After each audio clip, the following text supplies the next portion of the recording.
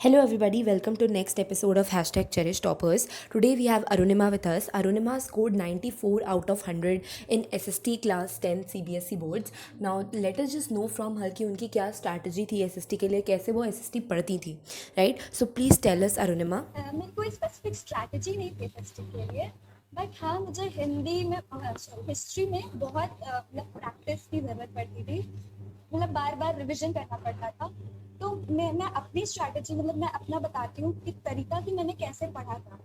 In history में 2 बार एक chapter की रीड करती थी जब मतलब बैठती थी पढ़ने। पहली बार पूरा रीड कर देती just to get an overview of the chapter without any break, मतलब पूरा चैप्टर एक बार पढ़ लेती कि हाँ क्या कहाँ क्या पॉइंट्स है, क्या चीज़ इंपॉर्टेंट है क्या नहीं इंपॉर्टेंट है, ताकि ये समझ में आ जाए।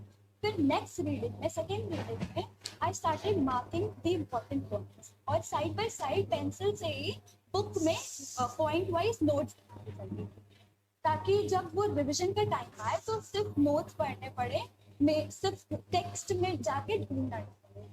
तो जो नोट्स आते थे वो मैं हमेशा पॉइंट्स में बनाती थी। मैं आप लोग को भी ये सजेस्ट करना चाहती हूँ कि चाहे नोट्स बनाओ या चाहे आप बोर्ड में आंसर दो, you need to give your answer in point, जो कि बहुत हेल्पफुल होता है आपके लिए भी प्लस एग्जामिनर के लिए भी, कि वो जब कॉपी चेक करता है तो सिर्फ जो पॉइंट्स में आंसर लिखते हैं और जो मेन हाईलाइटेड पॉइंट्स रहते हैं उसकी वजह से आपको अच्छे मार्क्स भी मिलते हैं, फिर उसके लिए भी ईजी रहता है कॉपी चेक। और रही बात ज्योग्राफी एंड सिविक्स की, इसमें भी मैंने नोट्स से ही पढ़ा था। Our teacher also used to give us notes with some codes, मतलब जितने अच्छे से याद रहे। एंड या एसएसटी में map practice is must.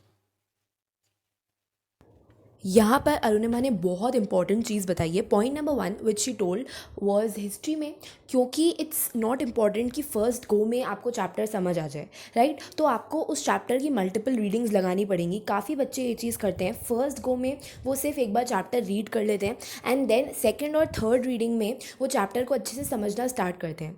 Same thing Arunima ने करी। पॉइंट नंबर 2 जो अरुणिमा ने बोला वो उन्होंने ये बोला कि वो हिस्ट्री में इंपॉर्टेंट वर्ड्स को मार्क करती थी, इंपॉर्टेंट टेक्स्ट को मार्क करती थी and she use to make notes for all the subjects, ठीक है? वो नोट्स से ही पढ़ती थी और वो notes they were strictly based on NCERT, ठीक है?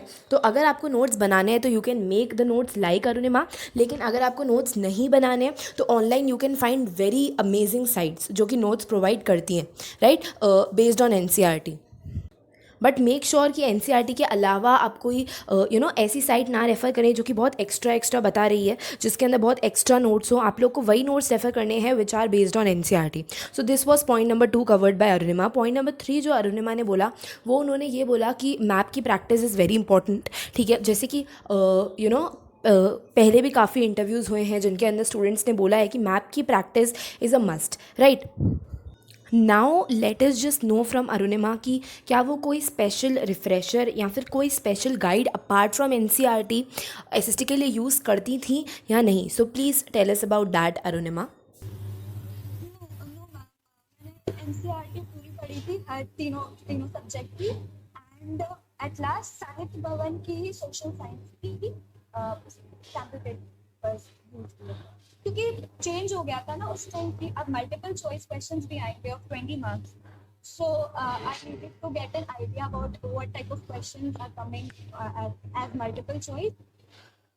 तो उसके लिए मैंने सैम्पल पेपर्स यूज किए। If you wish, you can go to you can prefer all in one. And मुझे रेफरेंस की बुक की ज़रूरत नहीं पड़ी, क्योंकि मुझे कोई डाउट होता था तो मैं यूट्यूब चैनल चेरिश अकेडमी पर उससे मतलब मैं अपने डाउट्स क्लियर कर लेती थी। जहाँ जहाँ प्रॉब्लम रहती थी तो वो वीडियो के थ्रू मुझे समझ में आ जाती। Okay, so as Arunima said कि अरुणिमा भी स्पेशली कोई रिफ्रेशर या फिर कोई गाइड एसएसटी के लिए नहीं यूज़ करती थी।